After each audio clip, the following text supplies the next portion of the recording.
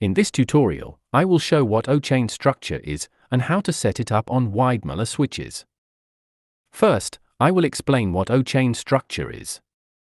Next, I will show why to use it. And last, we will look at the setup.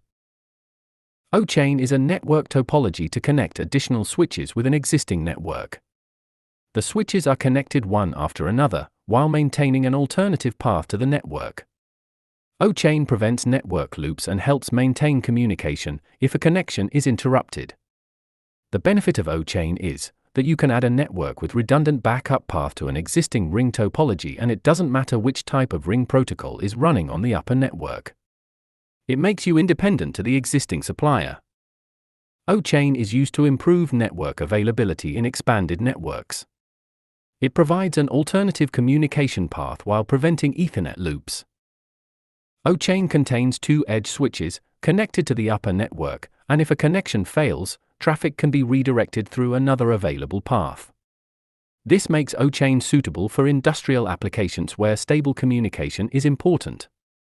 In this setup, switch 2 and switch 3 are connected as an O-chain.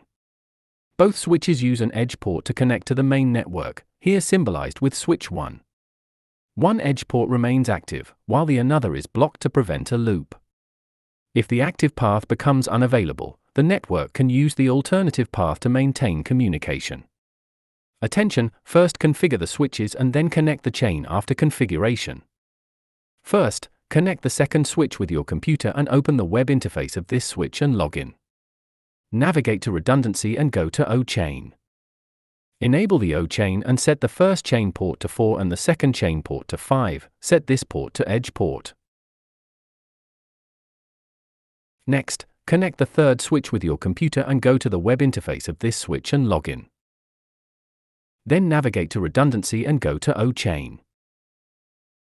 Enable the O-chain and set the first chain port to 4 and the second chain port to 5, set this port to edge port.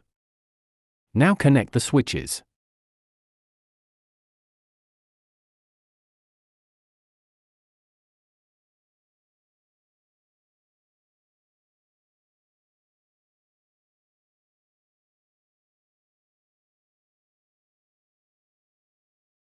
Then go to the web interface from the second switch.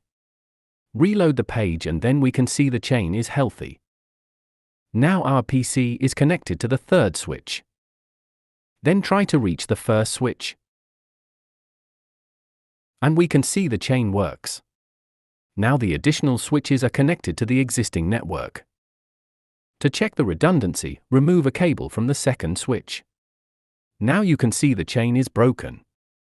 To check if the backup cable works, try to reach the first switch.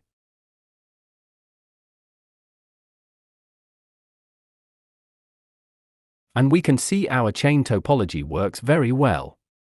Now you have learned what O-chain structure is and how to set it up on Weidmüller switches. Thank you for watching.